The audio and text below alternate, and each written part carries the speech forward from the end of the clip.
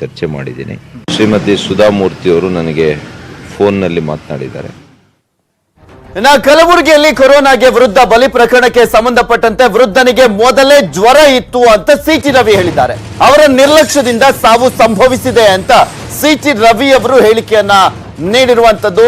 ನಿರ್ಲಕ್ಷ್ಯ ವಹಿಸದೆ ಮುಂಜಾಗ್ರತಾ ಕ್ರಮವನ್ನ ಕೈಗೊಳ್ಳಬೇಕು, ಸಾಮಾಜಿಕ ಜಾಲತಾಣಗಳ ಮೂಲಕ ಭಯವನ್ನ ಹುಟ್ಟಿಸಬಾರದು ಅಂತ ಸಿಟಿ ರವಿ ಅವರು ಹೇಳಿರುವಂತದ್ದು. ಎಚ್ಚರಿಕೆ ವಹಿಸುವುದರಲ್ಲಿ ಸಿಂಗಾಪುರ ಮಾದರಿ ಆಗಬೇಕು ಅಂತ ಕೂಡ ಸಿಟಿ ರವಿ ಪ್ರವಾಸೋದ್ಯಮ ಸಚಿವ ಹೇಳಿಕೆಯನ್ನ ನೀಡಿದ್ದಾರೆ. ಆ ವಯೋವೃದ್ಧನ ನಿರ್ಲಕ್ಷ್ಯಕ್ಕೇನೆ ಅವರ ಸಾವಾಗಿರೋದು ಅಂತನೂ ಕೂಡ ಸಿಟಿ ರವಿ ಅವರು ಹೇಳ್ತಾ ಇರುವಂತದ್ದು.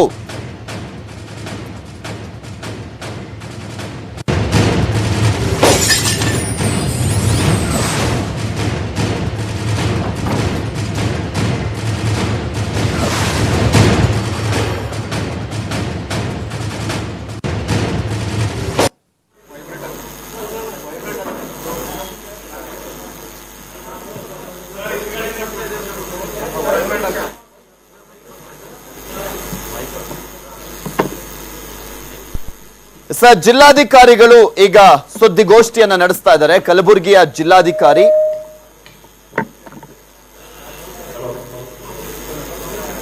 ಕಲಬುರಗಿಯಲ್ಲಿ 1 ಸಾವಿನ ಪ್ರಕರಣಕ್ಕೆ ಸಂಬಂಧಪಟ್ಟಂತೆ, ಅದು ಕೊರೋನಾ ವೈರಸ್ನ ಹಿನ್ನೆಲೆಯಲ್ಲೇ ಸಾವಾದಂತ ಪ್ರಕರಣಕ್ಕೆ ಸಂಬಂಧಪಟ್ಟಂತೆ ಈಗ ಕಲಬುರಗಿಯ ಜಿಲ್ಲಾಧಿಕಾರಿಯವರು ಸುದ್ದಿಗೋಷ್ಠಿಯನ್ನ ನಡೆಸ್ತಾ ಇದ್ದಾರೆ. ಶರತ್,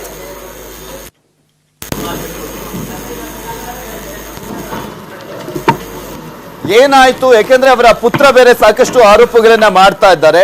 ಜಿಲ್ಲಾಧಿಕಾರಿಗಳು ಅಂದ್ರೆ ಇಲ್ಲಿ ಆಸ್ಪತ್ರೆಯ ವಿಚಾರಕ್ಕೆ ಸಂಬಂಧಪಟ್ಟಂತೆ ನಮ್ಮನ್ನ ಒತ್ತಾಯ ಪೂರ್ವಕವಾಗಿ ಕಳಿಸಲಾಯಿತು ಹೈದರಾಬಾದ್ಗೆ ಅಂತ ಸಾಕಷ್ಟು ಆರೋಪಗಳನ್ನ ಕೂಡ ಮಾಡಿದ್ರು.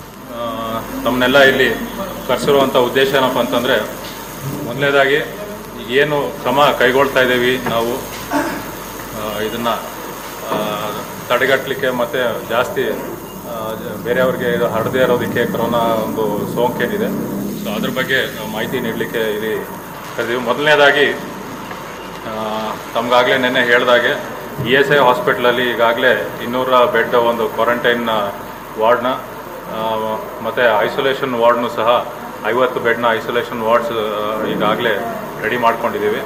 ಮತ್ತು ಈಗ ಮುಖ್ಯವಾಗಿ ಕಲಬುರಗಿ ನಗರ ಸುತ್ತಮುತ್ತಲು